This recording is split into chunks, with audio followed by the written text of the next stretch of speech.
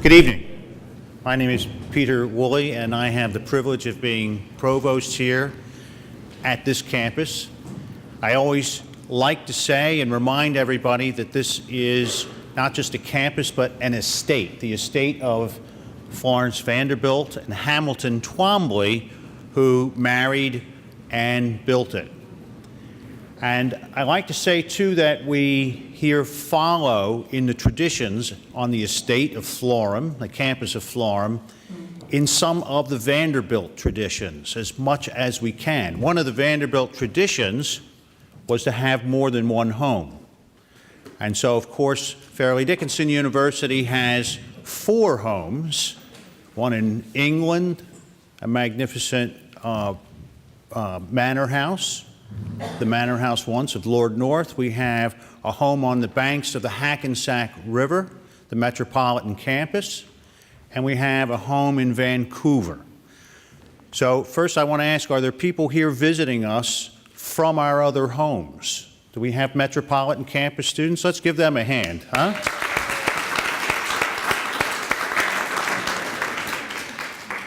Those are our brothers and sisters, right?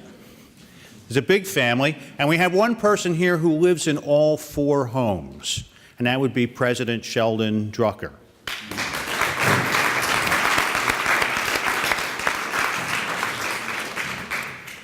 And so we also have here, I want to recognize Professor Albiati, who was the speaker here not very long ago. Welcome back to our home. And finally, I'll introduce Dr. Jason Scorza, Professor of Political Science, international man of refined tastes, and Vice Provost for International Education, Academic and International Affairs. And whatever else you got, Peter. I got it all. Yeah. Okay.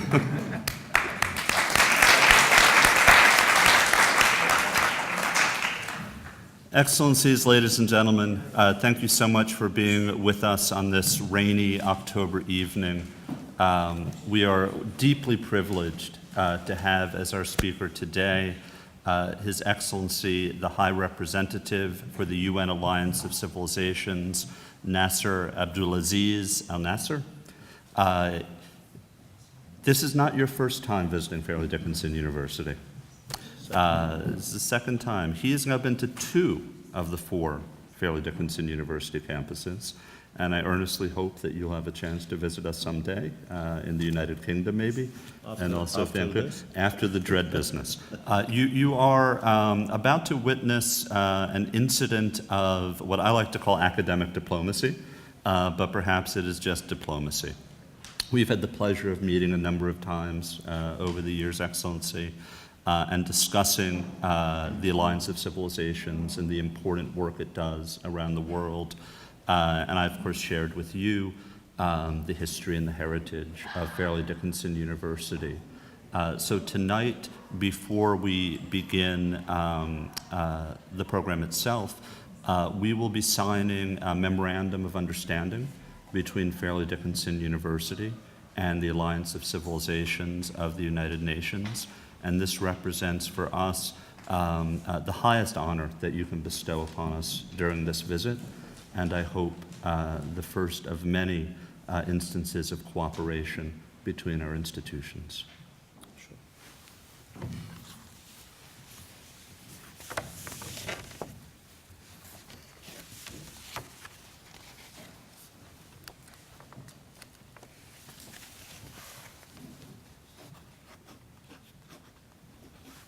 Just there.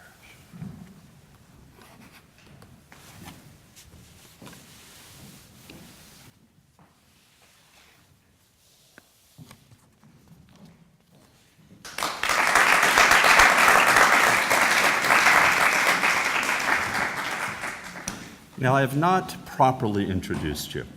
I think that although people certainly will read your bio, they may not be fully aware that you are a seasoned diplomat, that you hold ministerial rank, that you are the former Speaker of the United Nations General Assembly. President. I apologize. But the great distinction, which I would like to point out, is that you have joined academia in publishing a great book with New York University Press on the subject of your year as President of the UN General Assembly. Yes. So before we begin to talk about your current work, could you tell us a little something about the book, and by way of doing so, also about that year of your presidency? Sure. So I'm very happy to be with you and share views, and I would like to thank the university for hosting us tonight. And I'm really delighted that this is my second visit. So I hope there will be more of cooperation and exchange of ideas between this distinguished education institute and the Alliance of Civilization. And I will be very happy to share with you some of the work that I had in the last years.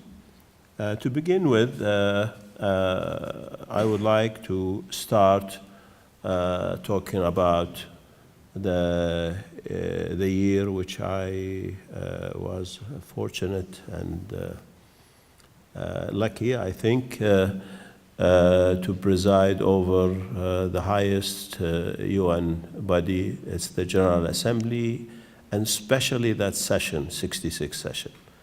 And my dear friend, Ambassador Bayati, at that time, he was ambassador of Iraq to the UN, and we worked together, and I thank him for his friendship and his cooperation.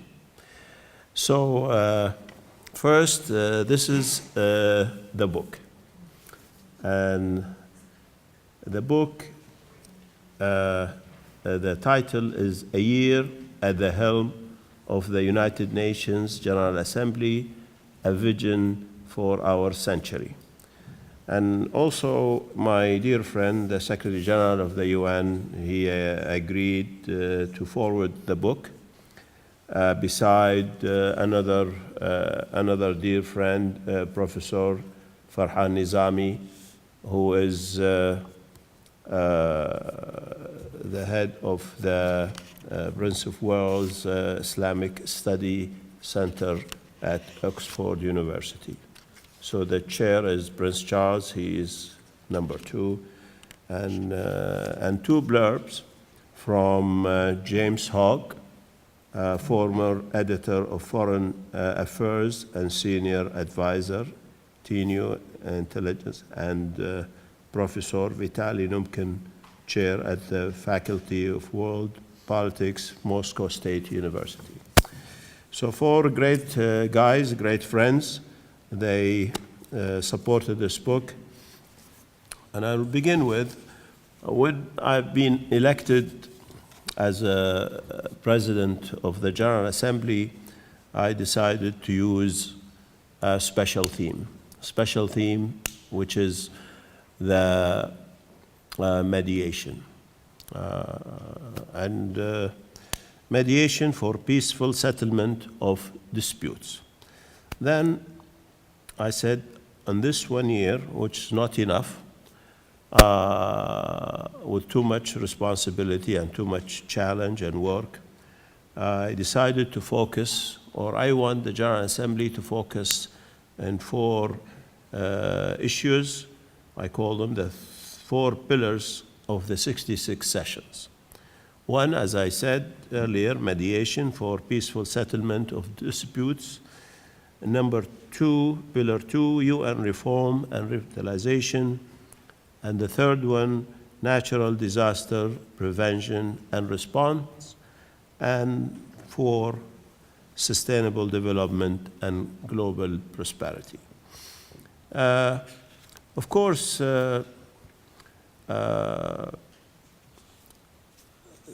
why I choose mediation? I think we see our world going through really a difficult time, a difficult turmoil, where there is another UN body which deals with security and stability for our world, which is Security Council. But the General Assembly, which is the parliament of the world, under Chapter 6 on the UN Charter, authorized to use mediation as a soft power tool to prevent conflicts and diffuse tensions around the world. That's why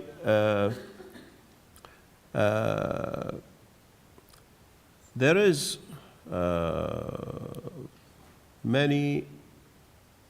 in many years, there were discussions how to revitalize the GA and reform the Security Council. Of course, you know, to bring 193 countries together to agree to reform, and also, you know, when you have an agreement, you need to amend the charter. And it's very difficult, but I think the time has come. The international community, through the United Nations, should do something about it. What we see, same charter since 70 almost years ago. The world has changed, grow, more challenges, more problems that we are facing, maybe because of the science of technology as well and social media. We see the world is shrinking, becoming like a global village. I think the more the world shrink, the more we're going to face challenges. So I think it's about time that the UN should look at seriously how to reform even the charter to begin with, not only General Assembly, because United Nations, there are so many bodies in it, you know, Security Council, General Assembly, UNAOC, and others. But if I go and explain more and more about this, it will take a long time, but let me, talking about the General Assembly revitalization, I did it in that 1 year by focusing on many issues related to the mandate of the GA, with General Assembly, we call it the GA, and political side, I was presiding over the General Assembly during what's so-called the Arab Spring. So you have Libya, you have Syria, you have, so we get involved, which is unusual. Always people get used to see Security Council only authorized to deal with, but General Assembly, they have the authority also to discuss any issue and deal with it. 2 draft resolutions about Syria, which mandated Kofi Annan, the former Secretary General, as a special envoy to find solution how to solve this problem, and then he couldn't continue. He resigned. Then another resolution mandated Al-Akhdar al-Ibrahimi, also is another famous mediator. But Syria case was really very complicated because so many countries get involved in this issue, which was very difficult, even with great efforts through Geneva I and Geneva II, but the commitment wasn't really serious. And we see the country drifting to really a civil war, to really very difficult situation. And that's going to affect the world, not only the region. And I hope still there is hope that now we see ISIS coming out of this mess, and maybe more. This needs really a collective effort by all members of the United Nations, especially the P5 and the Security Council. When there is disagreement among the P5, the Council become really, it will cannot do anything. And we saw that in the Syrian case. So now we see kind of agreement on fighting ISIS, but it's too late. Still, that's required more work by the international community. We cannot say this is not our responsibility, it's only that region or that sub-region, but this is an international issue today. And to fight or counter the terrorism need collective efforts. General Assembly, of course, on the humanitarian area, for the first time, I spoke to the Secretary General. I told him, look, there is a country which is the international community really forgetting about it, and then we see problem. Al-Qaeda, we see the pirates in the Red Sea, it's Somalia. Why nobody is doing anything to help this country? The more we ignore, the more you see the whole region, Africa, the Middle East will be facing a security issue.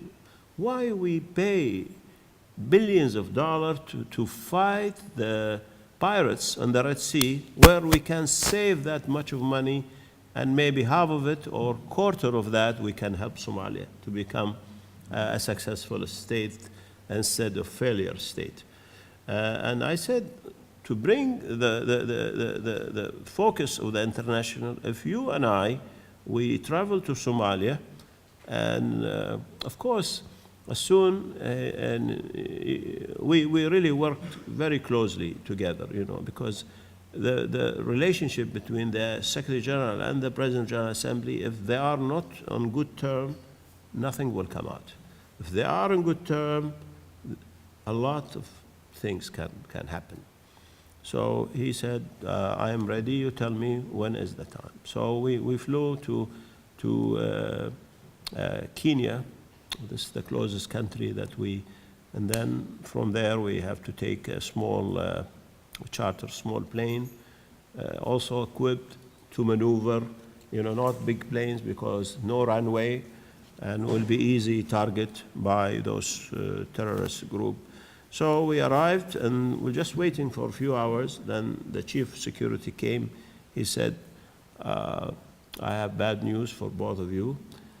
It's better if you postpone this trip, because already they know about your visit and they are ready to attack you when you landed at the airport. And of course, this is shocking, I mean, you don't play with, and we have, we have a big staff between the SG and myself, almost between securities, and it's almost 18 people, because that's what the plane can take. And he looked at me, he said, what do you think? I said, if you ask me, what do I think? Nothing I can say except we are going, because we are almost the closest country to Somalia is Kenya. And everybody knows that we are here. And if we decided to go back and postpone it, then we are scared. And we send the wrong message, where those people are waiting for us, hoping that this visit will result in more support by the international community to help that country. And really, he said to me, if you are going, and the chief of staff, he was keep repeating, sir, I advise you to postpone. It's not, it's very serious. I said, no, look, that's your job to protect us. And of course, they arranged and we went. We landed there, we met with the government. They put us on heavy armed vehicles with helmet, like each one weighs 50 kilos. And it's like we are going to war. And with the African Union army, almost 1,000 soldiers, driving to the house of the president. It's like, I don't know if you've seen the the movie about Somalia, the Black Hook. Yeah, exactly the same. destroy, homes, street. But that visit gave a very good result. And we met with the Prime Minister, with the Parliament, and with everybody there. And then the Secretary General opened the UN base for peacekeeping, and he appointed a representative. So he will be representing him in Somalia, and so he can come and report to the UN, to Security Council or General Assembly. From there, we visited the largest refugees camp in the world. It was on the border between Somalia and Kenya, called Adab. 600,000 people living in a miserable way. When we met them, you look like they are, very skinny, and just some foundation, some charitable, they are try to help them. And I heard there's also a lot of crime and killing inside that. So really, that was one of our great visits, working together with the SG. And then that fall within sustainable development. And then I reorganized, of course, many, like for the Security Council, we had many debates on the different models of reform. There is 3 or 4 groups inside the UN talking about the reform of Security Council. Of course, you have the G5, the B5, the permanent members. Then you have the G4, also those merging powers like Brazil, South Korea, India, and Japan. And then the L69, those big group dealing with what's called United for Consensus, or Consensus for United. And I organize 8 rounds of intergovernmental negotiations to try to push this, and then 1 retreat outside the UN. So we want them to forget about, when everybody inside the UN, everybody careful. And then that really generate a momentum. But the problem, as I said, is 1-year mandate. It's not enough. Even if you can make miracles, you cannot do that in 1 year. I was lucky that I was, before I been elected, I was ambassador of Qatar to the UN for 13 years. So I know the system, I know everybody, and I've been elected on February 2011. So between February till September, I did my homework with my team, and I was ready, and I know everybody. But for somebody else who doesn't know anybody, he comes first, he needs to get to know the UN system and to get to know all ambassadors and high officials in the UN. By the time he did that, almost half of the year is gone. Then talking about issue, almost. So 1 year, it's not enough, and he will leave, and the second one will come, maybe with different agenda. So I try to pave the road that we continue. We need continuation in order to really revitalize the General Assembly. Talking about sustainable development and global prosperity, of course, during that year, the summit, the World Summit on Rio +20, which took place in Brazil, was successful with the outcome document. And of course, the General Assembly really contributed a lot to that. And also, on the other hand, you see, when there is financial crisis around the world, you see the G20, the World Bank, the IMF, and other, the G8, deal with this issue. Today, when there is a financial crisis like what's happened before in 2007 or 8, the whole world has been affected, not only United States or Europe, because we are connected. You know, you cannot, if the economy here is weak and Europe is weak, the rest of the world will suffer. It's like a flu. So I said, the General Assembly, it's the responsible body. And then we ask the G20 that before any meeting and after the meeting, they should send a delegation to address the General Assembly and tell them what's going to be discussed, and after that, the agreement or result, so we can look at it and debate it. This is one. And I went to Washington, I met with the World Bank, IMF, I said, look, you cannot just, we need you. I am going to organize a high-level summit, and that summit called the State of the World Economy. You know, to encourage everybody to come to the General Assembly, I said, look, there is no outcome document, there is no draft resolution.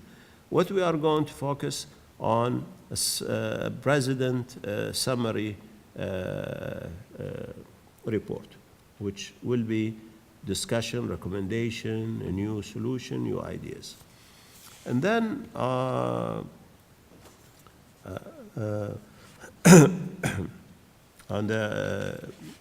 Libya, of course, it was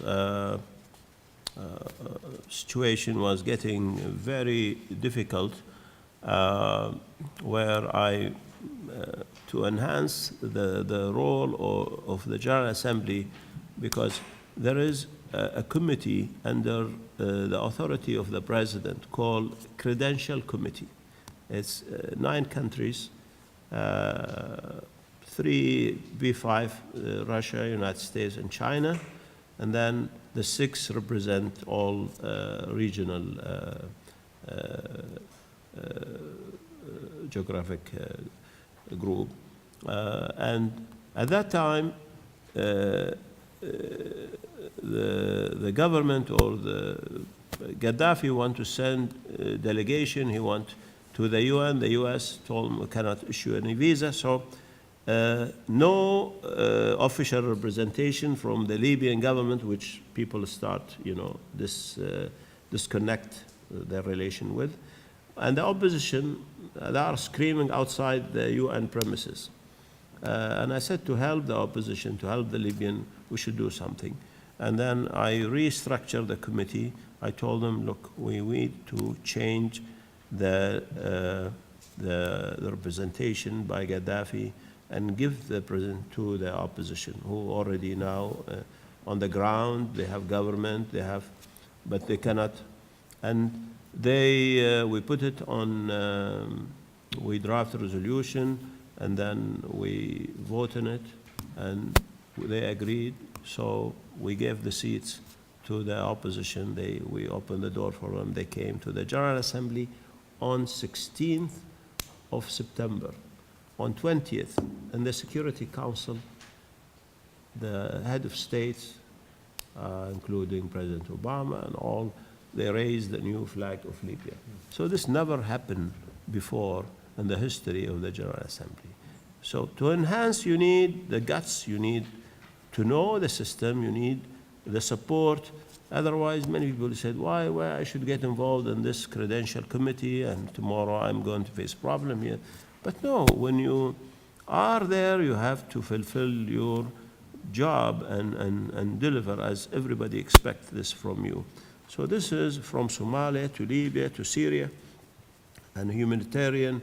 Also, I visited Japan after the hurricane, and we organized a meeting there, also in the General Assembly, to bring the focus and awareness of what the natural disaster. I mean, here in New York, we face that hurricane, which has really cost this country so many lives and so much financial. And we need the international to. So now we see more initiatives to deal with a humanitarian issue. Like I come from Qatar, and Qatar came with very great idea on humanitarian. When I was ambassador of Qatar, I negotiate with all member states to reorganize an initiative called Hope For. And then many countries join, and it's working. When there is crisis, this is also contribute and then mediation, of course, as I said, 2 draft resolution been endorsed in the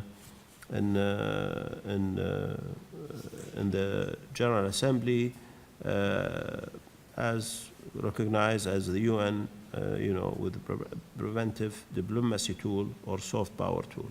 This may actually be a good point to start drawing some connections between the work you did as President of the General Assembly and your current work.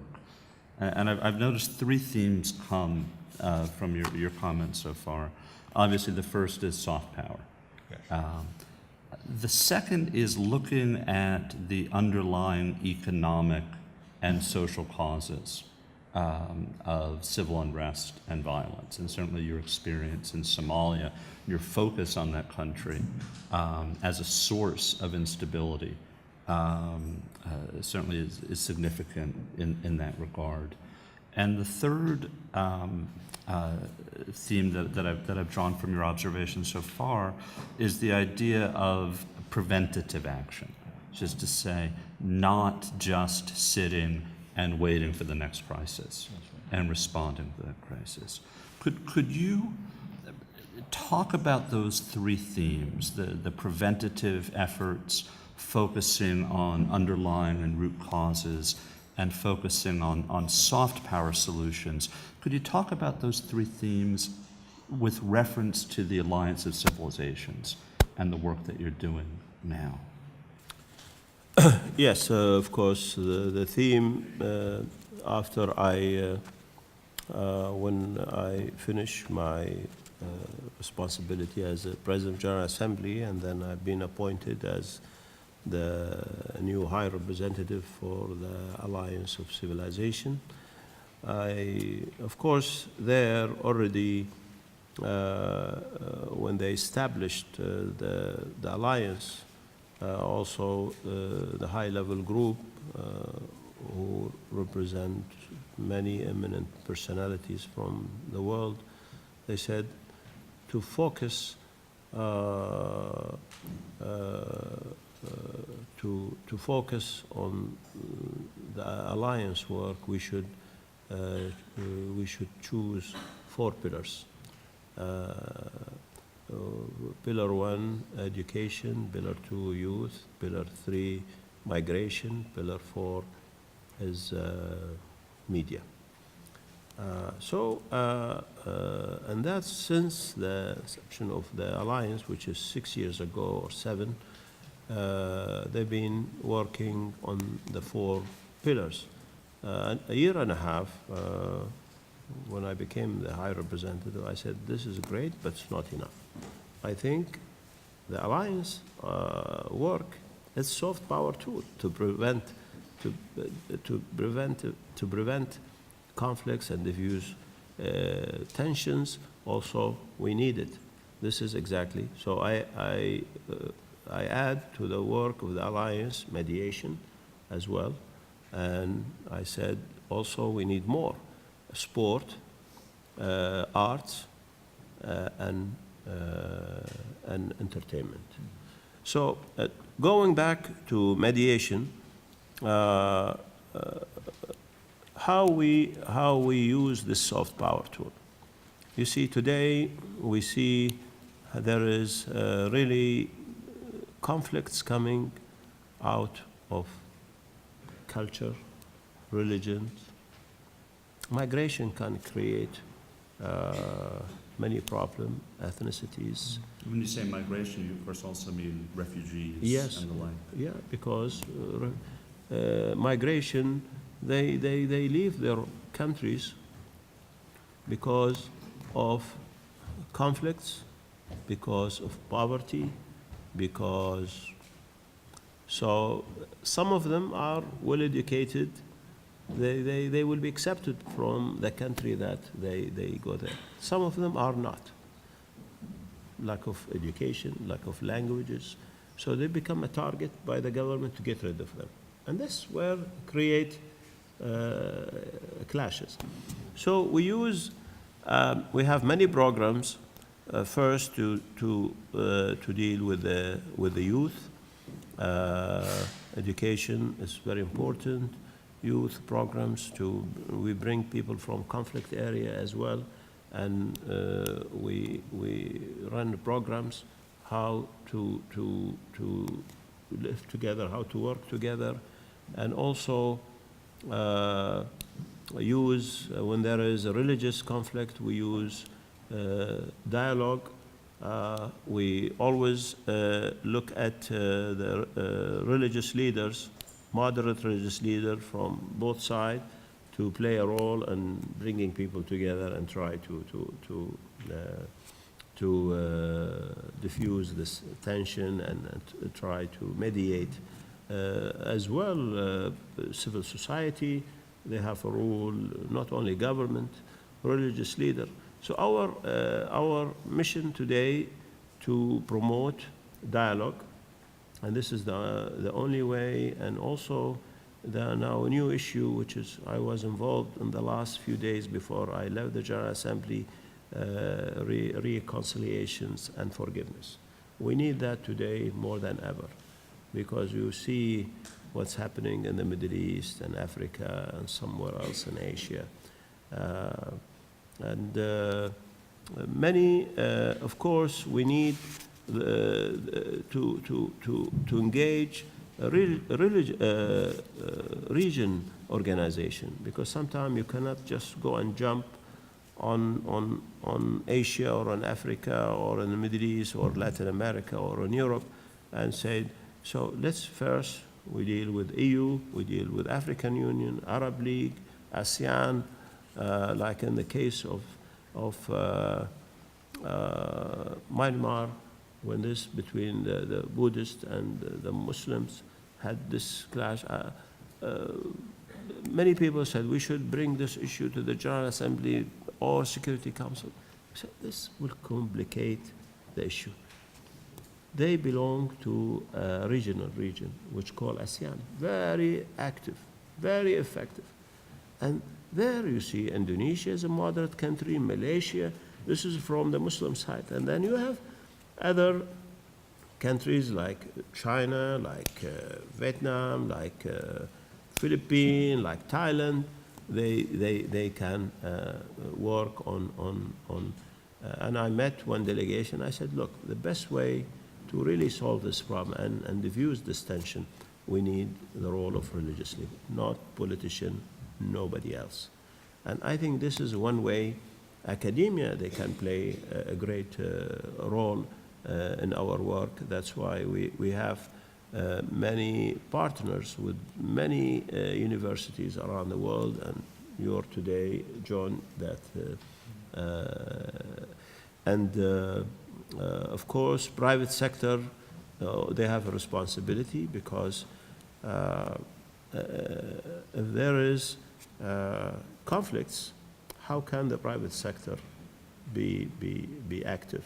I mean, when there is no stability and security, always the business will be the first target to. So now we have many partners, especially on youth. We have our partner BMW, they support our work, and we have many programs with them.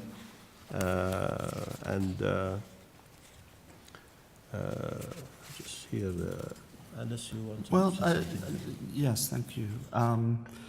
You know, when you look at the title of the program, if we can focus on just the name of your office, the Alliance of Civilizations. My understanding is that this title was chosen as almost like a response to the idea that civilizations naturally and inevitably conflict with each other, that it's sort of hardwired into humanity to fight and struggle across lines of language or religion or ethnicity. And if that thesis is true, that the clashes of civilizations are inevitable, well then first, and no kidding aside, your job is the hardest job in the world. But if we don't believe that those clashes are inevitable, then what are the causes of the conflicts that we see, not just today between Sunni and Shia, or Christians and Muslims, or Buddhists and Muslims? Is there some other source that we need to be focusing on other than the cultures themselves or the civilizations themselves? Yes, you see, maybe some of you, they don't know why the United Nations agree to create a UN body called Alliance of Civilization. That idea came after the September 11th. Came the initiative introduced, the Prime Minister of Spain at that time, he came to the General Assembly after, what's happened in New York was really a huge tragedy and scared the whole world because we don't know what's going to happen after that. So he came, he said, he said, this is the beginning of a gloomy future. What's happened here, maybe it's going to happen somewhere else, and that will lead to really clash of civilization. And at that time, he came, he said, I think the United Nations should look at this initiative seriously, and I want this initiative to deal with cultural conflicts and religious conflicts. And at that time, the whole world looked at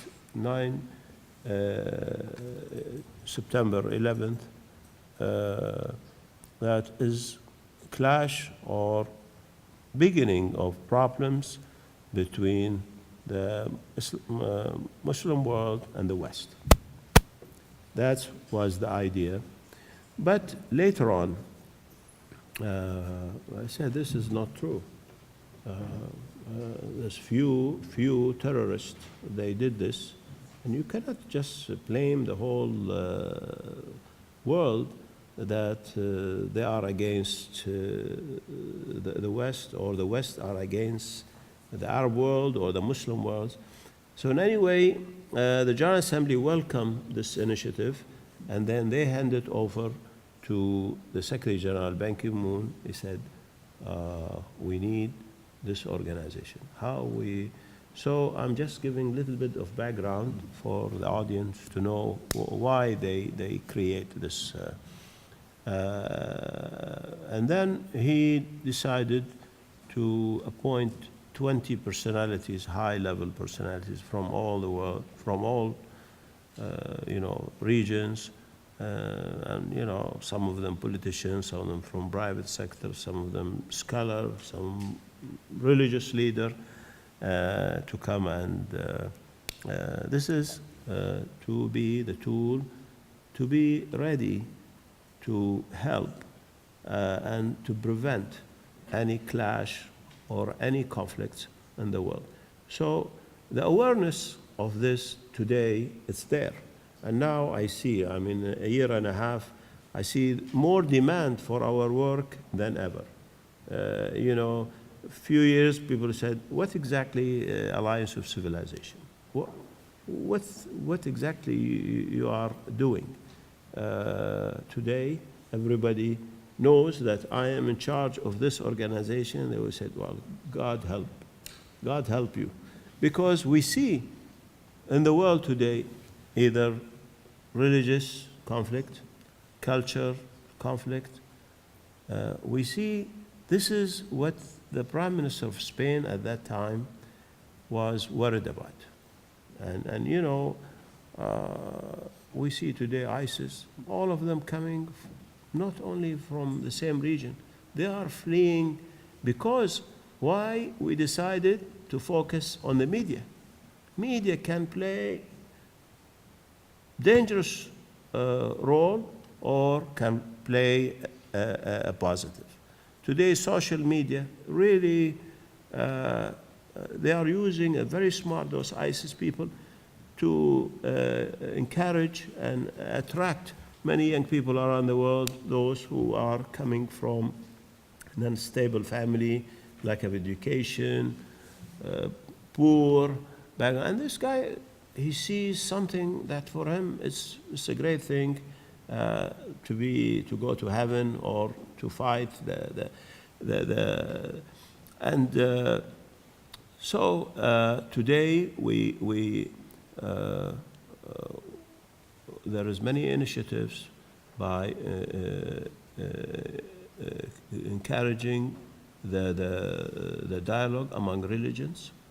Many great initiatives around the world. There is many centers today open in the world to deal with reconciliation and forgiveness. There is many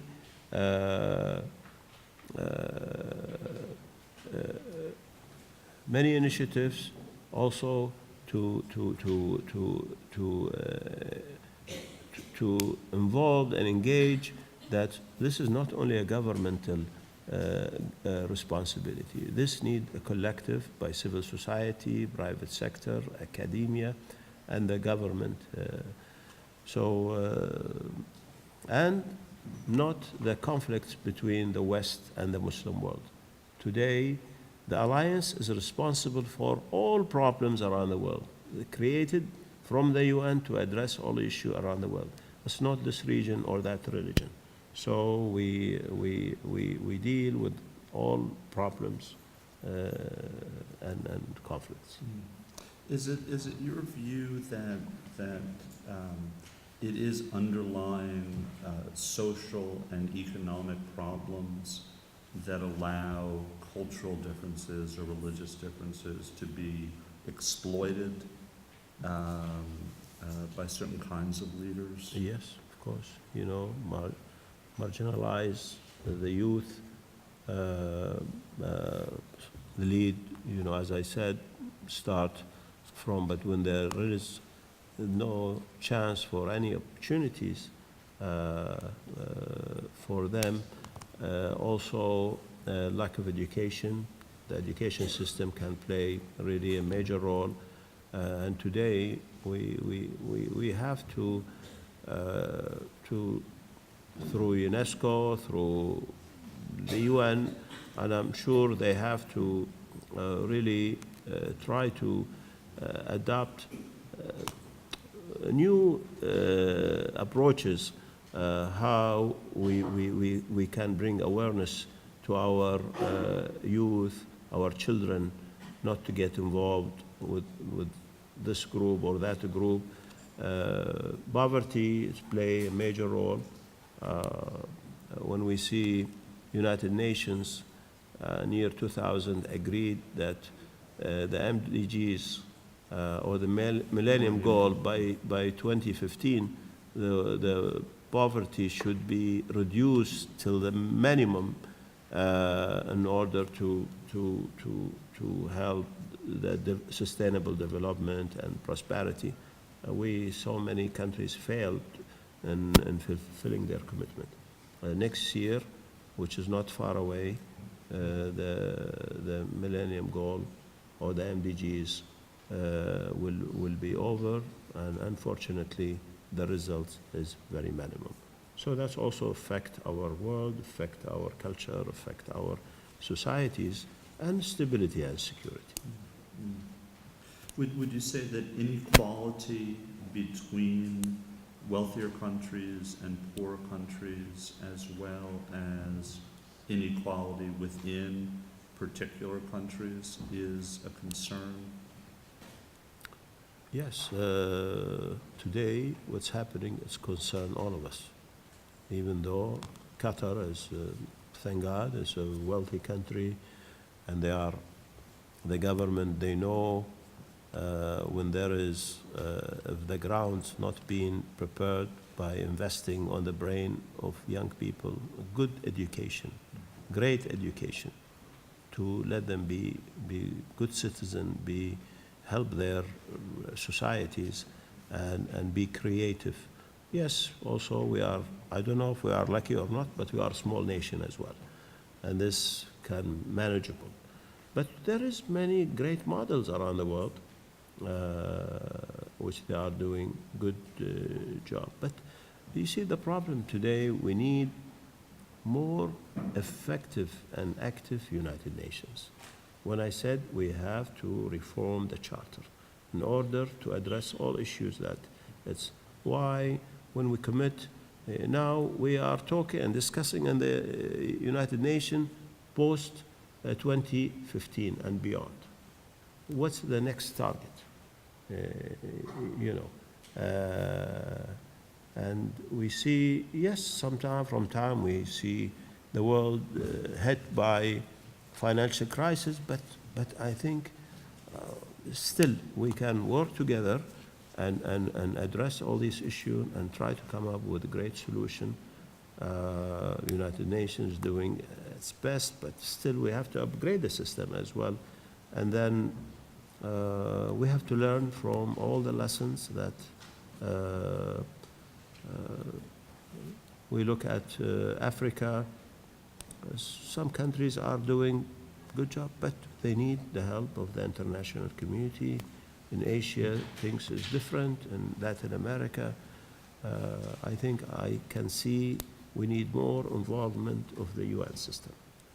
Because that is the only place where everyone has a seat at the table. Exactly.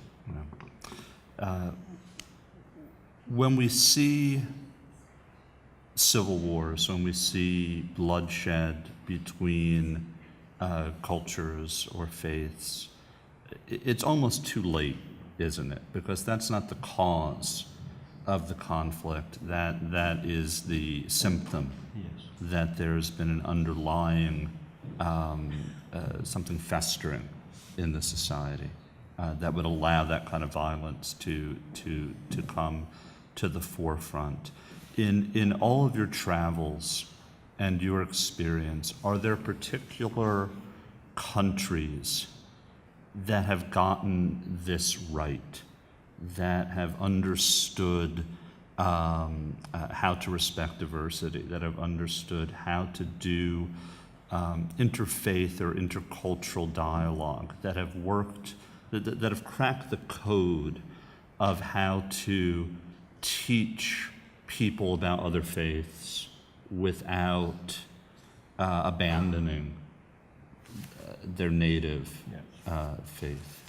Yes, of course. You see, we always call for, when sometime you see, he said we have to address the root causes. Why this is happening?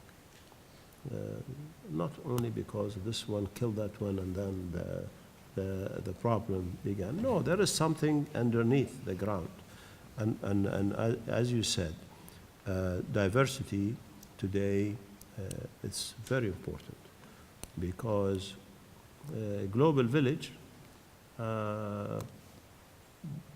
bring all the international society closer to each other, and this would be like when you see countries like like Indonesia, which we just held our global event. And that's a great example, and we try to promote that. And even the theme for that meeting was called Unity in Diversity, by using all, as I said, religious leaders to come up and try to reach out to and encourage them.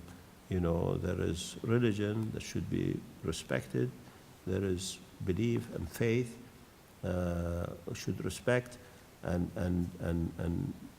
we are at the end.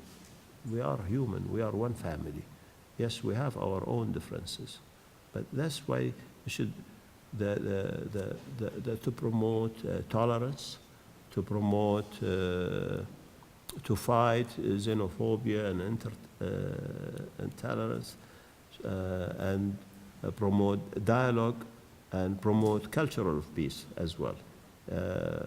So now we see more like the international community, they are awakening as well when they saw what this ISIS is doing.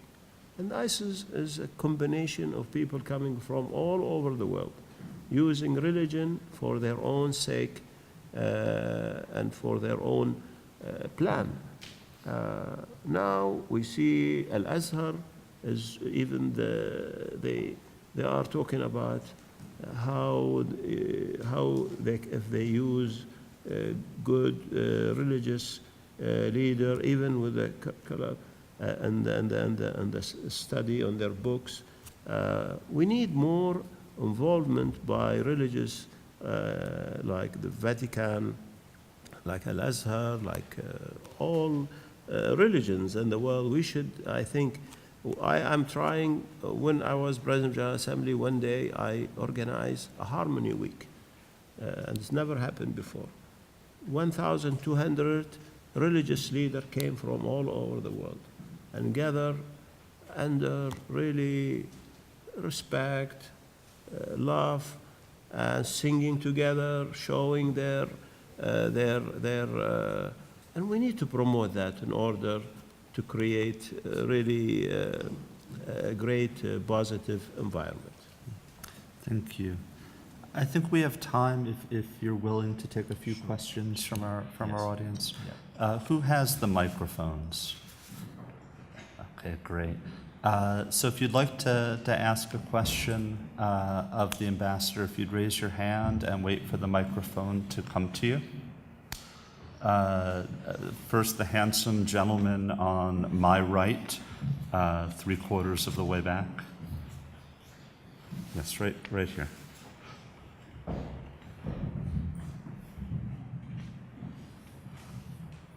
I have a question about this issue of global inequalities, whether we're talking about inequalities within regions such as the United States or within across regions, across countries, across continents. It seems that sustainable development is often offered as a remedy to poor countries who are really struggling with their basic needs, while capitalist countries who in actuality and in reality need the sustainable development are kind of exporting the idea of sustainability to those poor countries. At the same time, the poor countries need fast development in order to get out of their poverty, in order to develop their own infrastructure. What's your take on this kind of thesis? Is this a kind of a new form of neocolonialism that we are basically trying to export our ideas instead of reforming ourselves and adopting sustainability within advancement ways? We are selling it to the poor countries who basically need something else. You see, the sustainable development, or even what the United Nations called was, the sustainable development and the MDGs recommendation to reduce poverty. This is the problem which the international community is facing in some regions. There is commitment, but there is no.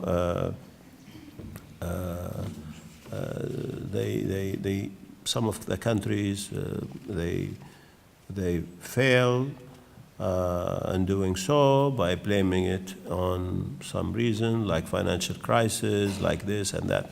Of course, I think maybe we have to look at another mechanism. If we failed not to deliver what has been agreed before end of 2015, I think now the discussion is going on for post-2015 and beyond. Okay, next year we come together and ask ourselves, well, what's happened? And still, But I think, and we are really, the mission of the alliance is not only limited with we are anything related to peace, security, stability, we are involved. Countering terrorism, we are involved. Sustainable development, we are involved. Because we have to see how we can, from our side, I mean, there is other organization in the UN system deal with this, but also regional groups. And I think this time to come again and agree in a new document for 2015 and beyond, I think the discussion will be really tough. And I'm sure they're going to look at what kind of mechanism we need not to fail, because poverty, hunger lead to disaster, and now also, we try to tackle one problem, the other problem rise, climate change. Climate change today is a serious threat to our global, to our life, to our global world. So the challenges is really growing, but we need more focus, we need more commitment, and we need strong United Nations. Thank you. Some more questions? The young lady in the third row close to the aisle, and then we'll take the gentleman in the last row on the left. If you keep your hand up so they can bring you a microphone. Please, go ahead. I believe that you said that the Alliance of Civilizations was implemented based on 9/11. I believe that's what you said, but do you think that since it has been implemented, and with everything that's going on in the world, do you think that there has been more analytic? Do you think that this program has helped decrease the amount of conflicts? Do you think that it has helped in any way with what is termed as the clash of the civilizations? You see, let me first tell you, this organization is still young. Established, start 2001, but by the time they restructured, start 2005. Our work, of course, today, the contribution by the Alliance on addressing many sensitive issues is growing. But also, our work depends on how the member states want us to grow. We rely on the group friends, we don't call, which is, we have the member states are member in our group, and also many organizations, UN organization, and private sectors, and academia, and NGOs, and civil society.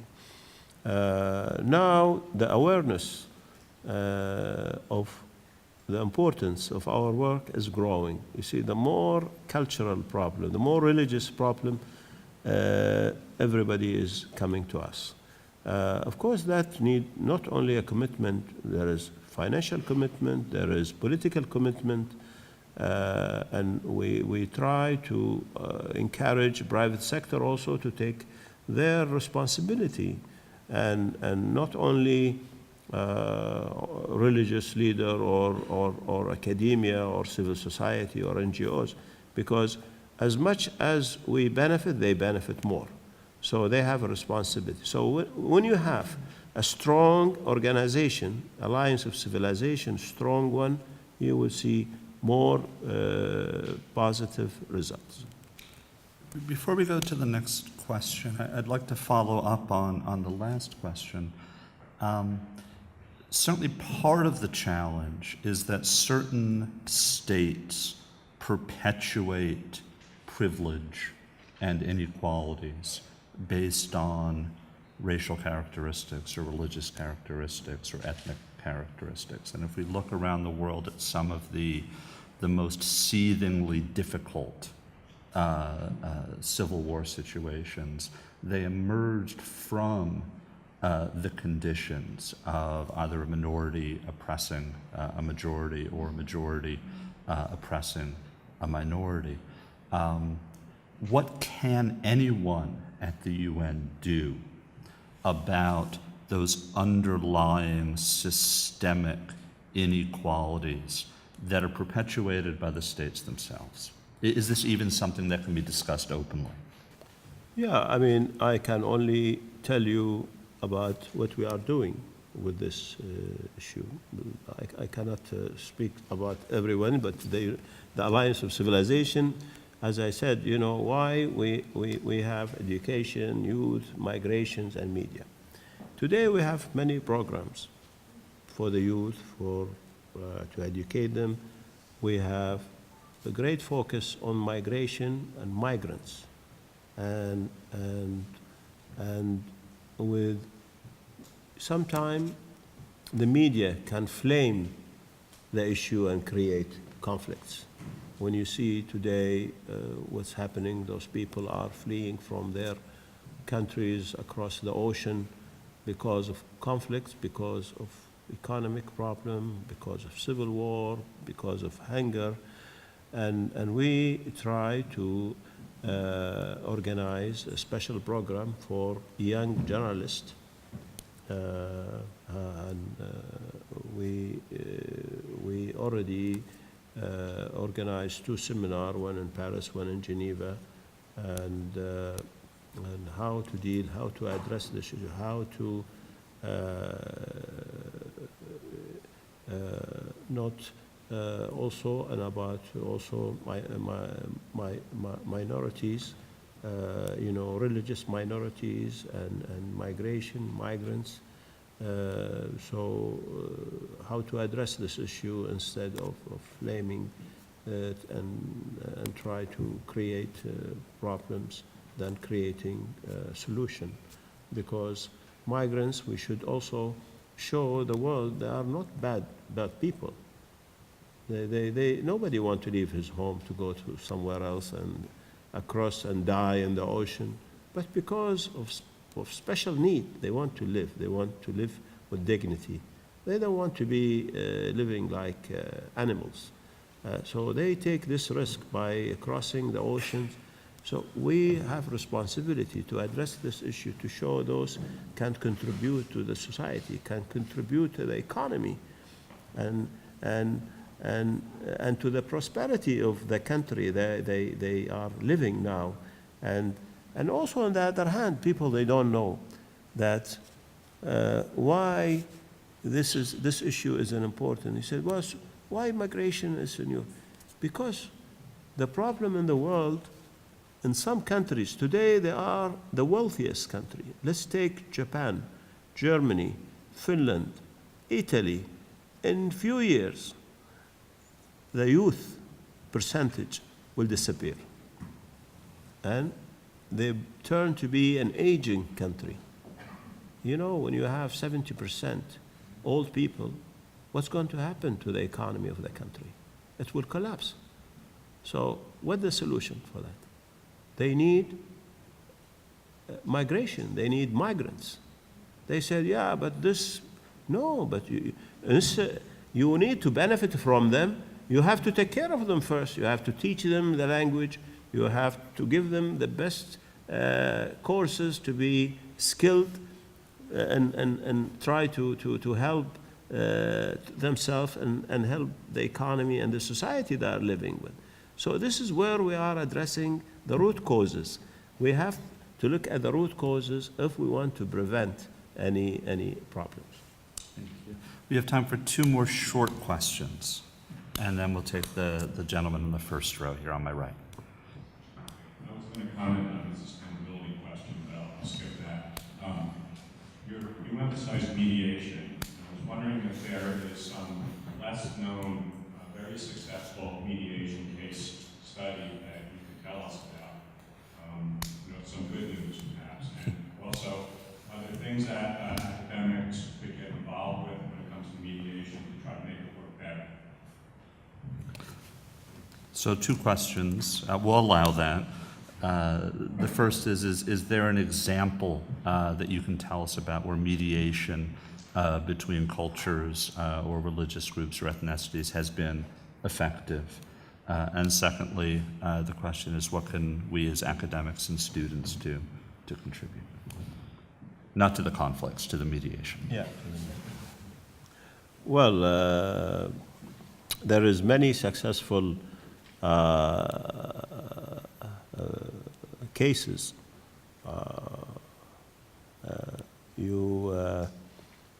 Let's give you a small example. Like maybe I've been inspired by what my country Qatar is doing. You know, in the last 10, 15 years. It's a small nation, but they decided to really help by contributing to bring peace and stability. So they get involved in conflicts on racism, religious culture in Africa, and in the Arab world. You take Lebanon as one. You take Eritrea and Djibouti is another one.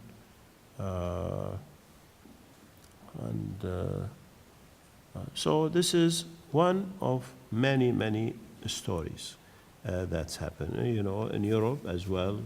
You know what's happened on the case of Bosnia and Herzegovina, and when what they called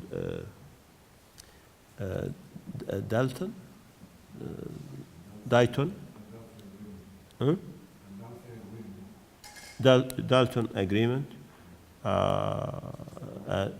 and also, you know, I can also mention great mediators like the former president of Finland, who was involved in, I think, Atisari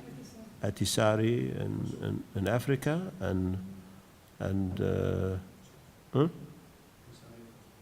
yeah, that's Kosovo.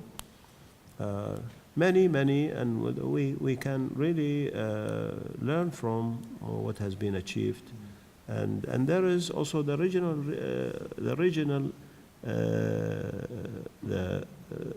regional organization, like you see African Union, what they are doing to get involved when there is problems among the African countries. The same in the some need the regional organization that can handle this, but sometimes, like on the Syria case today, it's beyond the Arab League ability, and it's an international obligation.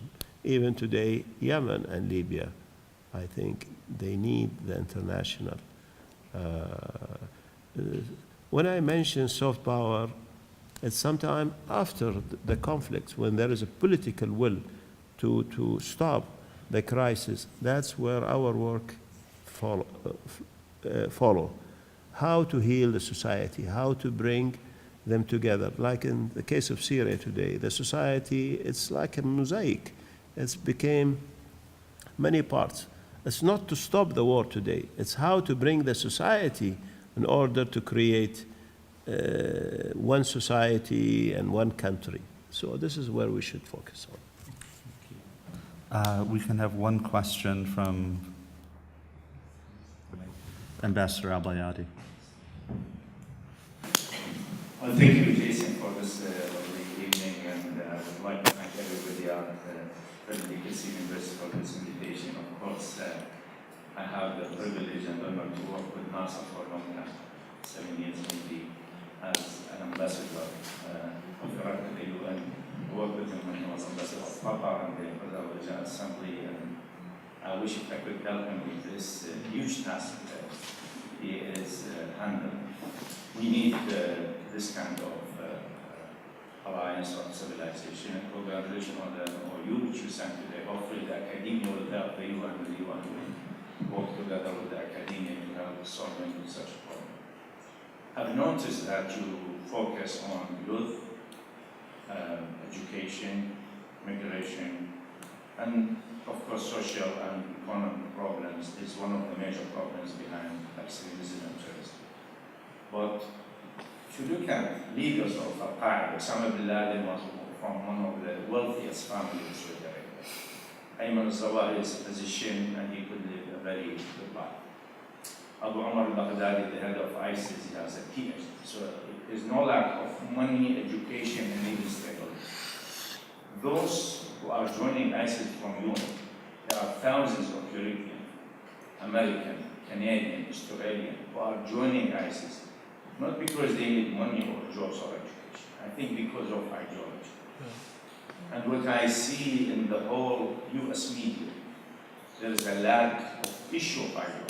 Watch any channel, you don't see the issue of ideology. I think the whole world should come together to emphasize that there is no religion in the world. There is no holy book. There is no prophet or messenger who allow anybody to hurt anybody else. God created all of us according to the Bible, the Torah, the Quran. We were created from Adam and Eve, one big family. And as you said, we live in a global village now. But it is important to tell young people who think they will go to heaven by killing themselves and killing people, that they're going to go to hell. And this is maybe one of the ways to stop the flood of young people recruited, brainwashed by ISIS and other extreme groups. What happened, we have to be aware that we had Al-Qaeda and 9/11, now we have ISIS and what they are doing. The next generation will be more extreme and more brutal. I can see that coming. Because when I talked to Fairleigh Dickinson University last year about a fourth generation, I signed up a contract. Peter Woolley helped me to sign this contract about fourth generation of terrorism. There was no ISIS at all at that time. This is last year. But I realized there's a fourth generation coming from the situation in Iraq and Syria. And I predict now that fifth generation, we already see countries like Tunisia. And it's a democracy now after the collapse of the dictatorship. But you know what? The largest number of Arabs with ISIS are from Tunisia. The largest number. What does that tell you? The democracy now, the freedom they have is misused by extremists. And don't rule out that you could have a fifth generation from North Africa. We have in Nigeria, we have in Libya, we have in Tunisia. So, Nasser, I know you are doing a great job, and I work with you and I enjoy working with you. But what are you doing regarding the ideology to tell these people, you are wrong. If you kill yourself, if you kill other people, you're not going to go to heaven as you've been told, but you are doing the opposite of what you want to achieve. Because they keep saying, we love death more than the Westerners and American love life. Thank you so much. We saved the easy question for last. Thank you so much. You see, I agree with you. You know, I visited Cambodia a few years ago in a different mission. I was in Security Council. So the government, after I finished all my discussion with them, they said, we need you to visit a very special place, Sihanouk, in the capital, I think. A special prison. You know, I've never in my life seen something like that. How was the Khmer Rouge, they used to torture the people, you know.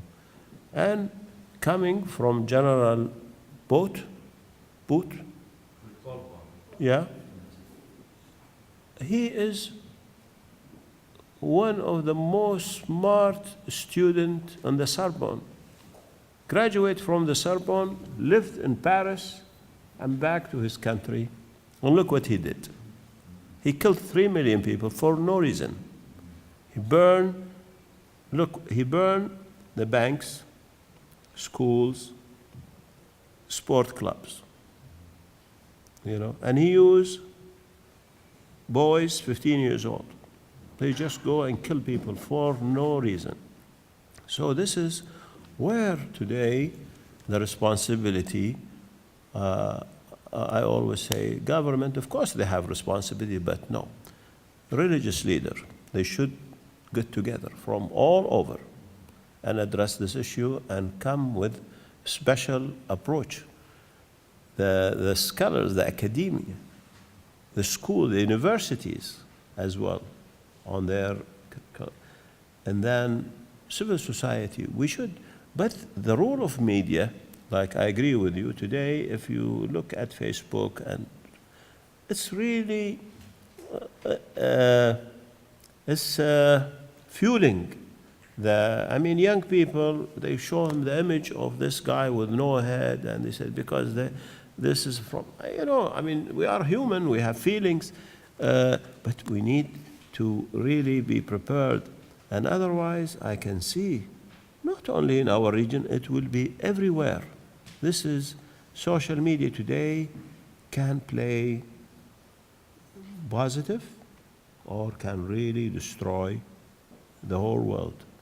And I agree with you, even when the media here accusing this religion, you are not helping on this. We should look at it. Why this is happening? This is not Islam. This is not you know, coming from the Christianity or from the Judaism or from you know, Hinduism or from. There is something that we should be ready and careful, and we have to rush. Every day and I'm trying from my side to bring this to the UN and addressing why I am now, one of my focus is reconciliations and forgiveness. You know, I met a professor from England. He is now preparing a team. He wants to go and talk to ISIS. He said, we have to, how those guys think. What we hear only from Twitter or from Facebook. No, face to face, what's the problem? You know, let's address why you are doing this. You know, so I think we should encourage those people. I know the challenge is big, but we can, if there is a goodwill. Thank you. Excellencies, ladies and gentlemen, our time is up. Would you please join me in thanking Ambassador al-Nasser?